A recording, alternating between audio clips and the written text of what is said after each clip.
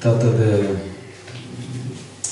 ejam tālāk, 13. nodaļa no garīgās cīņas, no šīs grāmatas, ko mums ir atstājuši tā laika kristieši, 1. gadsimta līdz 10. gadsimtam kaut kur tur. Viss tas ir apkopots, viss pirms jau 1. gadsimtu. 13. nodaļu iesāksim, noteikti mēs šodien to nepabeigsim, tāpēc, ka tur ir ļoti daudz vērtīgu domu.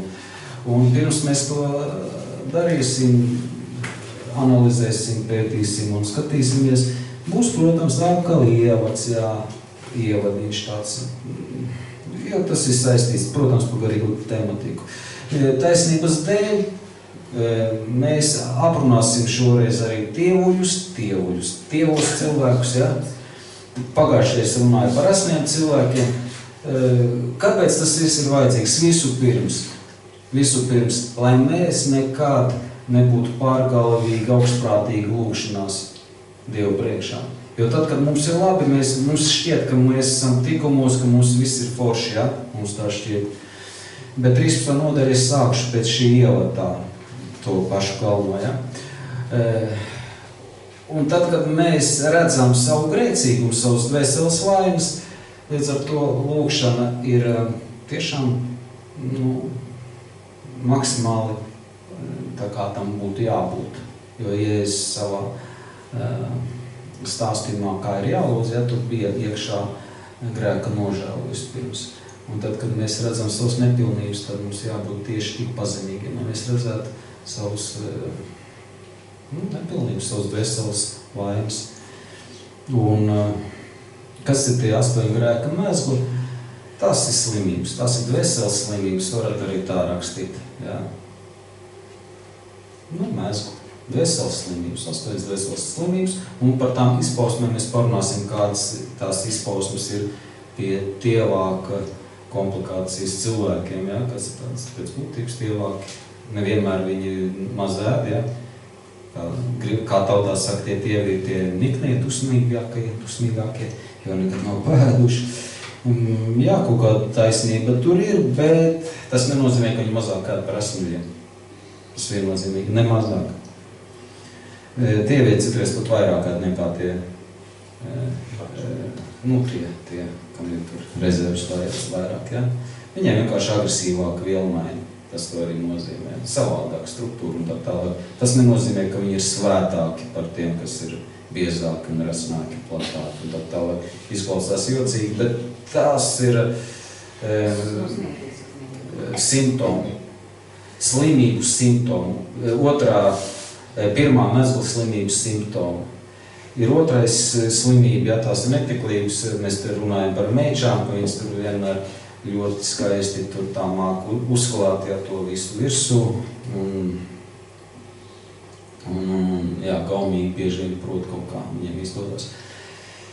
Tad vīriešiem ir arī cita problēma. Viņi varbūt nav, teiksim, tajos nāves grēkos, tur pa kreisi vai pa labi vai uz augšu, lai viņi varbūt tā neiet tik agresīvi, bet viņi vienkārši varbūt ir ģimenes cilvēki ļoti kulturāli, mums draudz arī kulturāli brīnišķīgi ģimenes cilvēki, nepiemanēsim vārdu, dzimtars, bet, viss ir kārtībā, bet daudziem vīriešiem tādi simptomi, slimības, simptomi, Jo mēs visi esam slimi ar šiem 8 šīm slimībām. Mēs visi esam saindēti ar visām šīm 8 slimībām. Un simptomi ir kādi, piemēram. Tas ir diezgan interesanti, Bieži mēs pievēršam uzmanību daļam dzimumam, kāpēc nepaskatīties smukiem cilvēkiem, mēs tā attaisnojam sevi.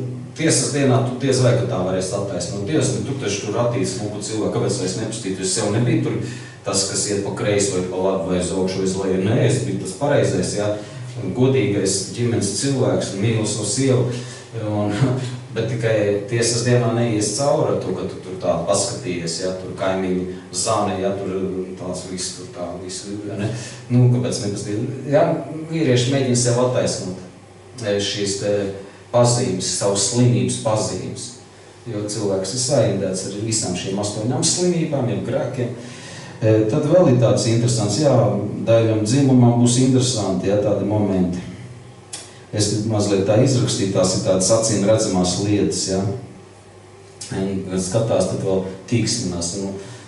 Tad uzdod jautājumu, tu gribi aprecēt to meiteni, ja, ka tu tā tīksmies, tev kā ģimenes cilvēkam, kāpēc tu viņu tā skaties?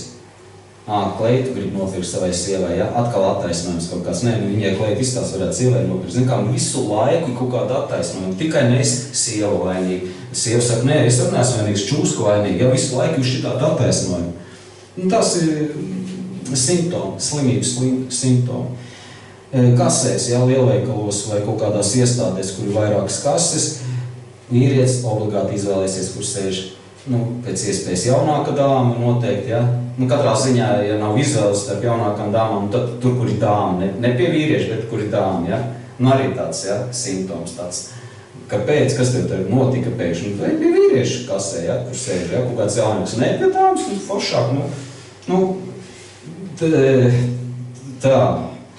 Nē, dzimtars ir piemērs, viņš ir labs ģimenes cilvēks, ja, tā kā tur, bet es saku par tiem citiem, dzimtars jau nē, dzimtars, tas jau zelta gabališi, vārds jau vien jau daudz ko, mēs par Jāneku varam, bet Jāneks man precēts, labi, Jāneku mēs lieksim mierā,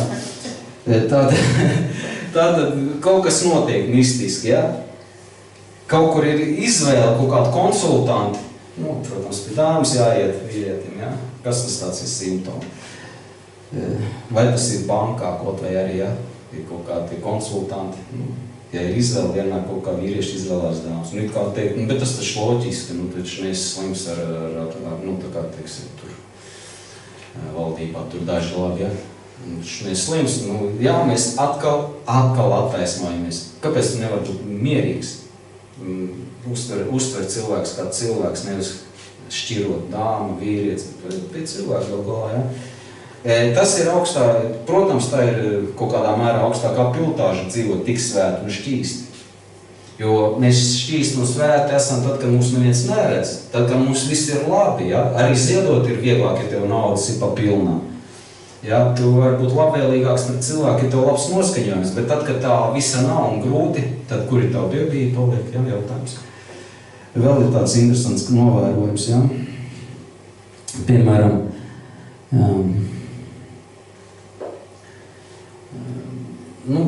mobilajā telefonā, ja, tur ir mākslīgais intelekts, vai navigācijā, ja, vīrieši parasti liek sieviešu pakas. Bez tam, ja tur vēl ir opcija izvēlēties, izvēlās, attiecīgi, ja, kāda viņam tur, kas tas tāds ir, arī tie simptomi. Pēc būtības jābūt, tāda, es teiktu, vienaldzībai gandrīz, bet tev jābūt brīvam cilvēkam, jo Dievs mums ir aicinājis uz brīvību, lai mēs iemantojam savās dvēseles mieru.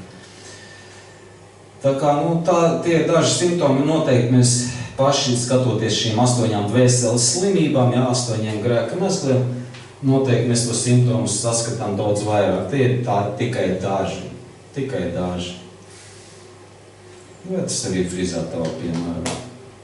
Jā, nē, es jau pie vīriešu frizēru nejuši, nē, es tikai pie dāmas. Un sievietēm ir līdzīgi šie simptomi arī spaužās. Liekas, bezvainīgi nekas, ko jūs tur ņematies, urkšķējaties par tiem grēku mezgliem, ja, par tiem slimībām, bet patiesība ir tāda, ja tu neredzi savas dvēseles slimības, savas vainas, kā tad tu vari saņemt dziedināšanu, kaut vai no Dieva, jo kāda jēga Dievam tevi dziedināt, ja tu atkal kāp uz tiem pašiem grābekļiem, atkal tu gribi grēkot, atkal tu negribi neko mainīt savā dzīvē. Kaut ir piemērs, ja paņem cilvēks, ja viņš ļoti daudz ēd, vienkārši viņš ir tāds rīģīgs cilvēks, viņam viss garšo, dod ko grib, viņam viss garšo, pat tad, ja kaut ko negaršīgi, viņam viss garšo. Kas tas tāds ir? Ja, un tad varētu tā padomāt, kāds tur sakars ar glābšanu, ja? Tad kāds sakars ir ar šito, ar glābšanu, ja, varētu tā padomāt. Kāds sakars ar glābšanu? Es ēdu daudz, neēdu daudz, ja. Galvenais ticība, bet ja tava ticība ir nepaklausībā, un tu neko ar to nedari, ko Dievs māca, ja, principā tu ignorē Dievu. Un mēs nedrīkstam ignorēt Dievu baušus, jaunās derības baušus, iet visu pirms jau, jā. It kā priekš tevis un manis varbūt tas būtu sīkums, varētu nepievērst uzmanību. Sevišķi, ja tev ir citas lietas, no kā tev jātiek vaļā, citas atkarības, jā, visu pirms dominējošām atkarībām jātiek vaļā, bet šīs lietas ir jāizprot. Piemēram, Dāvids, viņš visu laiku domāja par Dieva baušļiem dienu nakti. Ko viņš domāja? Viņš zināja šīs veselas slimības un simptomus, viņš analizēja, pētīja, viņš ieraudzīja tos simptomus, kurus to bieži mēs nepamanām. Mēs varbūt tik tālu nesam dievībā iekšā. Dāvids, piemēram, analizēja. Tur, kur psalmos ir rakstīts par tām cīņām, tur visu pirms ir par garīgo tematiku, nevis par ārējo tik daudz, visu pirms par garīgo tematiku, ja? Tā kā es domāju, tas ir, un vērā ņemams, jo, kā mēs jau varam noniet, kaut kādā mērā pārmest, ja, tiem, kas ir esnāki, tur tievāki, tur, kas nesporto un tā tālāk, ja? Bet tas būtu nepamatoti, ja mēs neredzam savus dvēseles vainas, ja mēs nesaprotam to, ka mēs ar šīm slimībām, 8 pamatslimībām esam visi saindēti. Mēs visi slimojam. Tikai mēs neizšķiram tās izpausmes, bieži gadās, ja, ka neizšķiram izpausmes. Labi, tagad mēs to zinām, mēs esam gudri un pieņemsim, ja, mēs cīnamies ar tiem nāves grēkiem, kaut kādiem vienalga, tur visiem šiem simptomiem cīnamies ar visiem tur. Un tad mums liekas tā, tagad mēs lūksim Dievu, tad jau Dievs atbildēs. Un atkal mēs grēkojam. Nākamā solī mēs atkal grēkojam. Ar ko? Ja tu domā, ka Dievam ir jāatbild, ka viņam būtu pienākums atbildēt tavu lūkšanu, jau ir grēks, kad tu tā domā. Bet pagaidi, bet Bībelē ir rakstīts, bet visur pirms tev ir jādzīvo paklausībā. Tas ir grēka nožēlā. Aizliedz sevi un ņem krustu ikdienas. Vienkārši un saprotam. Un tie, kas to nedarīja, Dievs saka, uz viņiem man ir dusmas. Jā, Dieva dusmas uz tādiem cilvēkiem. Tas manis nav vērts. Tu gribi ar lūkšanu tikai tāpēc, ka tev skaļa balss, tev laba dikcija, tev ļoti pareizi teikumi tiek veidot, un tu lūkšanā lūdz, un tu vēl tādu nopietnu seju uztais, un nokrīti ceļos, Dievs svētī, palīdz, jā. Un tas ir grēcīgi, tāpēc, ka, ja tu nepaklausi Dievam, un tu domā, ka viņam ir pienākums, pat ja tu paklausi, paklausi, tu teiksim, paklausi, cīnies, ja, pat tad vai nu viens vai otrs, ja tu domā, ka Dievam ir pienākums atbildēt, tad tu maldies. Tad tu ļoti maldies. Esi laimīgs un priecīgs par to, ka tev ir mūžība dāvāta, un ir dāvāta cerība, ka Dievs var atbildēt, bet viņam nav pienākums tavu grēku dēļ vien. Un tie grēki tik lielas, kurus tu pat neredzi. Ja svētais Jesej Dieva klātbūtnē brēc, mans lūps ir nešķīsts. Ja eņģeļi Dievu, kas nekad nav sagrēkojuši, aizsadz kājas un aizsadz seju, tu kā bijušais grēcinieks, kurš ir izglābts, tu gribi uz kaut ko vēl pretendēt. Padomāji tos pozīciju, cik tas būtu bezkaunīgi ticēt, ka Dievam būtu pienākums tagad. Un tagad regulēt Dievu ar viņa paša vārdiem, izraut kaut ko no konteksta un regulēt Dievu. Dievs, tu taču teici, tu taču solīji, ja? Un es tam ticu, es stāvu ticībā, un tu principā regulē, ja bezkaunīgi uzvedies. Starp cilvēkiem pat ir cieņa, ja? Starp augstākām amatpersonām. Tā vajadzētu būt, kaut gan mūsu amatpersonas ir ļoti grēcīgs, sevišķi prezidents, ja? Un pēc Bībeles, ne jau, ka es to saku. Un ko tur pārmest? Es jau neesmu labāks. Viņam ir tāds nāves grēks, man ir citi grēciņi, kuriem netiek galā. Un tagad pretendēt uz to, ka būtu pienākums Dievam atbildēt uz tavu lūkšanu, jau ir nepreizi. Paskaties, ko Dievs teica par to muitnieku, kurš pat nebija spējīgs acis pacelt uz debesīm. Esi man grēciniekam žēlīgs. Kāda pazemība bija? Kāpēc viņš tā varēja pateikt, grēcinieks žēlīgs? Viņš redzēja savas dvēseles slimības un tās izpausmes. Un iespējams, ka viņš arī cīnījās. Un jo tu vairāk cīnies, tu piedzīvo garu nabadzību un tu piedzīvo to garu salauztību. Saprot, un tāda lūkšana ir daudz vērtīgāka. Tad, kad tu pat negaidi no Dieva neko, tikai saki, Dievs, esi man grēciniekam žēlīgs. Man nav kā tā žēlastība izpaužās. Pat ja tu neatbild, tikai apžēlojies par mani, ka es neaizēju uz elko, ja, iekšē. Un tā ir lūkšana. Un kāpēc es runāju šīs slimības izpausmes? Tikai tāpēc, ka Ja mēs viņus nezinām, mēs parasti kļūstam pat neapzināti augstprātīgi. Kaut kā tā ir augstprātīgi, pašapmierināti. Un vēl vienreiz gribu atgādināt, ja tāda patiesība, es iepriekšējās reizēs esmu to teicis, ja, ticība bez bijības rada pašapmierinātību, augstprātību un grauj pazemību. Un tāda ticība bez dievbijības, ja tu izņem, piedod man mans parāds, kā arī es piedodu saviem parādniekiem, bet tu šito te izņem ārā no savas lūkšanas dzīves, to nevajadzētu darīt, jo tas grauj tavu pašu pazemību. Tas tevi dara pašapmierināt. Un lepniem Dievs pretojās. Ja. Labi, tas ir tāds interesants ievads. Sākam ķeramies pie 13. nodaļas.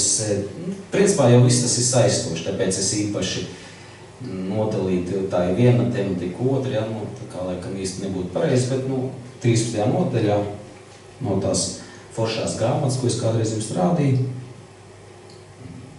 Jā, veselas slimībām es vēl gribēju atgādināt, ja, pārsprasim pāri pirmais vēdera atkarība, tad tur ir visādi simptomi, netiklības lieta, tā ir otrā slimība, trešā mankārība, ceturtā dusmas, piektā depresīvais stāvoklis, skumjas, nomāktība. To es tā, vai mēs pārskatām pāri kādās veselas slimībās cilvēks ir iekļūs, ja?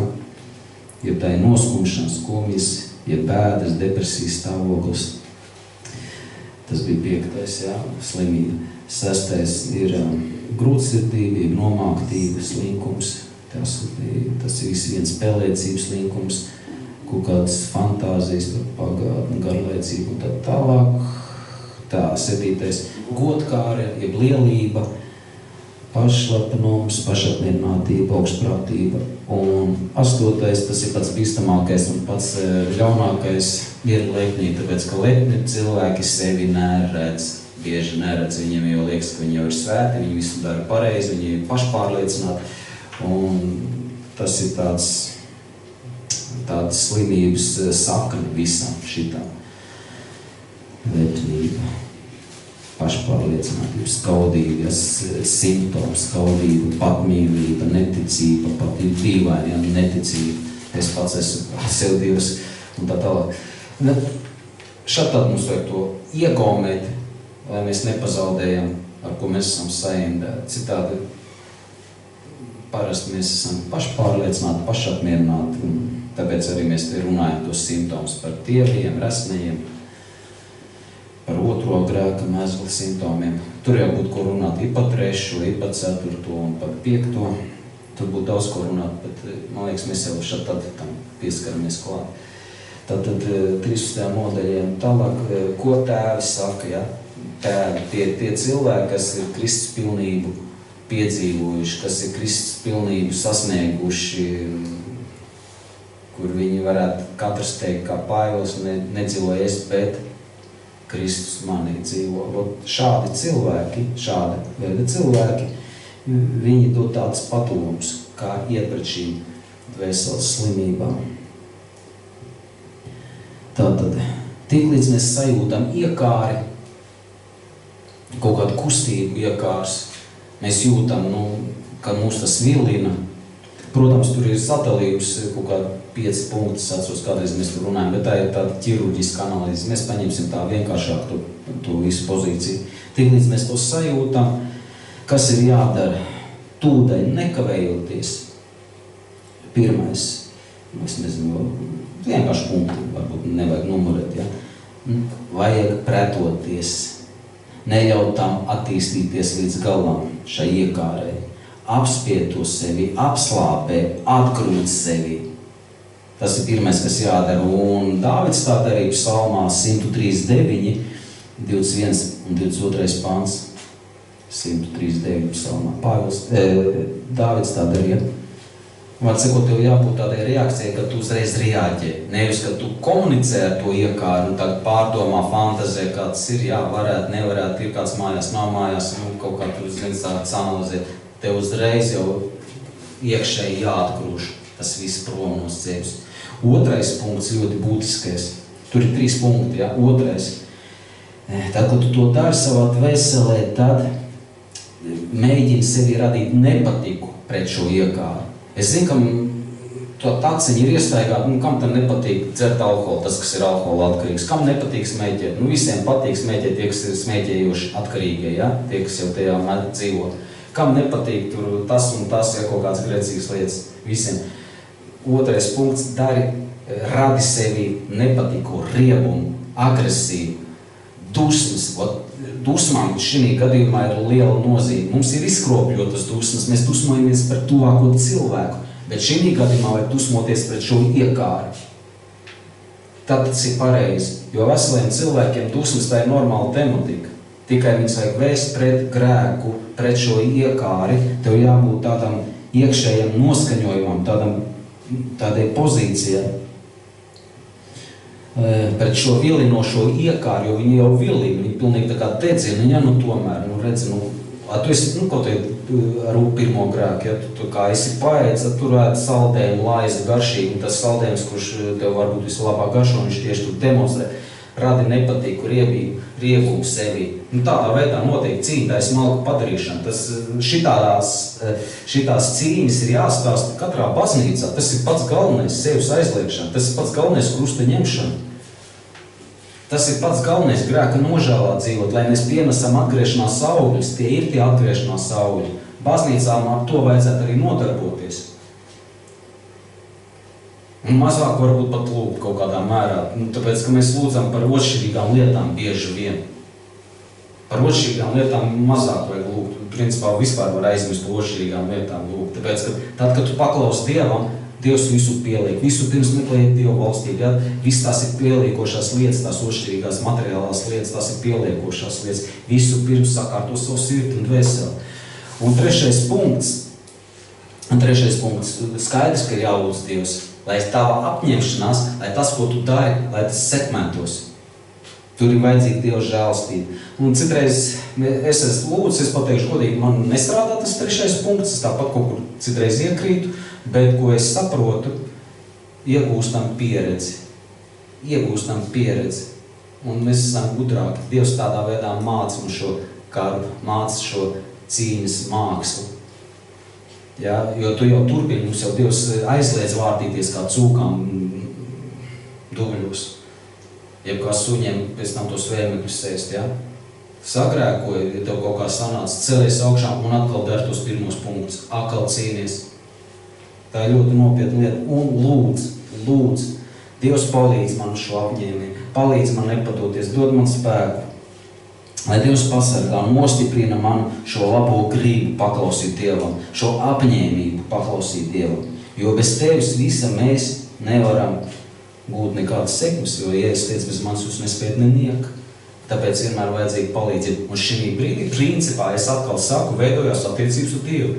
Dievs, kā man dod man gudrību, ko es nepareiz daru. Tur ir kārdinājumi, ja tur bagātīgi klāts, un es aizēju tur, tam, kaut kur nav tas viss, ja. Aizēju nostāju tas iekāru vēdras pāriet, ja. Nedara kaut ko, vai arī,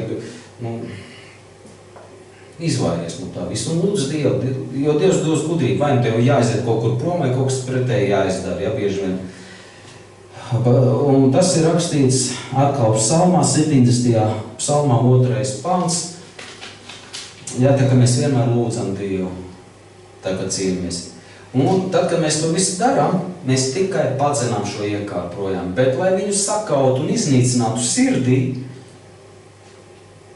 lai mēs ņemtu riktīgu uzvaru par šiem uzbrukošajām, naidīgiem impulsiem, tad jārīkojas kā? Tad viņi dod tādu padomu, ja vēlies pilnīgi sakaut ienaidnieku sirdī tā par riktīgam, tad tūlīt izdara kaut ko pretēji tam. Un tāds maziņš piemērs, es domāju, piemēru jums ir pašiem daudz, ja mēs praktizējam ticības dzīvi, tad tādi piemēri ir daudz. Mans piemērs, es jau esmu runājis, ja es izmantoju sportu, ja, nekam es esmu dalījies, kā es daros, tad, kad man ir milzīgs vēders un man grūž no kājām nost, un reāli liekas, kā tad var negrēkot, ja, viss tāds kaut kāds patīkamās tīksminagušās lietiņas, vēl viss kaut kas, ja. Un katram ir kaut kāda pieredze, un viņi dod tādu pieredzi. Piemēram, tev kāds kaut ko, psalmā par šito te punktu, ja darīt kaut ko pretēji tā iekārē. Dāvids arī sniedz, 3.4. psalmā, 15. pantā. Piemēram, tev kaut kāda iegriba, kaut kāda kaislīga ir, iečukstēta, vai arī kāds tev apvainojas, kāds cilvēks. Pa cilvēkiem mēs zinām, Dievs pats to norāda, dodiet žēlstības dāvanu, saglabājiet mieru ar visiem cilvēkiem, pagriez otru vajag, var sakot pretēji, tā vietā, lai dusmotos un uzsprāgtu, tu esi, netur dusmas par to cilvēku. Tad ir kaut kāds cits iekārs, kas tev iečukst, ausī, kaut ka tev būtu jādara, tu dari pretēji. Es, piemēram, citreiz izmantoju krosu, es skrienu, lai tā iekāra palaiž mani vaļā. Jo citreiz tā arī notiek. Un es domāju, mums daudziem ir kaut kāda pieredze, vai sākam kaut ko darīt, putekļus laukam. Ja sen esam slaucījuši putekļus, esam slaucījuši putekļus. Esam, noslaukam putekļus, atnākam pie vienēts, noslaukam putekļus. Un tas ir lietas, kas sakauj šo te uzbrukumu. Es māku bišķi smieklīgi runāt, bet arī māku iemidzināt, un māku arī citreiz interesanti pastāstīt, izrādās, es tā domāju, bet labi, tas ir tā. Tas tā, bet visu galvenais satveriet to informāciju. Principā pēc būtības, visos dievkalpojumos, tā, ka mēs lasām dievvārdu, mums jāsatver informācija, jo nav jau jēgas, ka tev emocionāli uzpumpē un visu jūties forši, un pēc tam aizēj un tu visu esi aizmirsts. Ir labi vārds viesāds, bet labāk, ka tu to informāciju saproti, jo, kā es teicu, kas vārdu dzird un saprot, tas nes augļus. Ja tu nesaprāt, ka augļus nesīs, tev nebūs tāda pieredze. Trenējieties, es arī trenējos, teikšu godīgi, un es neteikšu, ka man baigi labi sanāk, bet soli pa solim neatlaidība novedīs pie rezultāta. Tāpat arī valodu mācies, neatlaidīgi, bez brīvdienām novedīs pie kaut kāda rezultāta. Varbūt tu nemācies labi runāt tur svešvalodā, bet kaut ko jau sapratīs. Tik vienkārši, izklausās, bet izdarīt, tas jau pieprasa kaut ko, Tātad daram kaut ko pretēji. Izdarām kaut ko labi, tev kāds apvainojas. Un vēl ir interesants tāds moments, ko viņi piefiksē, Šīs grūtības, kas ienāk mūsu dzīvē, piemēram, tev kāds apvainoja, mums ir tendence dusmoties, bet, kā jau es teicu, mums šo iekāri ir jāapstādina savā sirdī, jānogalina. Un viņi nogalināt ir ļoti labi, vēl kas palīdz, tad, kad tu noskaņo sevi uz šīm lielām problēmām, kad tev apvainos, pazemos, jo kas notiek? Tad beigās neviens tev nevarēs pazemot.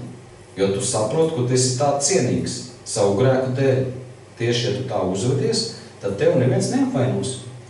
Ja tu saproti to, ka šie pazemojumi tev palīdz atturēties no citiem grēkiem pat, tas dod tev treniņu, piedot tam tuvākajam, un tu zini to, ka tie apvainojumi ir ļoti niecīgi pret to, ko tu esi pelnījis Dievu priekšā, pārkāpjot visus viņa paušus. Ja tu šādi sevi noliec tādā pozīcijā, kad esi tā cienīgs, šo pazemojumu cienīgs, tad pēc būtības visas tās ugunīgās bultas viņas vienkārši neko nevar izdarīt ar tevi. Tu jau esi pazemībā. Tāpat kā Jēzus viņu apspļaudīja, viņš jau teica, gatavoties, jūs tas pats gaidi, Ja mani viņi nicināja un pazemoja, jūs arī tas gaidi, jo kas grib dievbīgi dzīvot, tiks vajāti, Labi, es zinu, es tu tēmu var izplest ļoti daudz, bet, labi, tās vadlīnijas ir tādas, ka tad, kad mums kaut kas dzīvē neiet vai nesanāk, mēs esam tā cienīgi.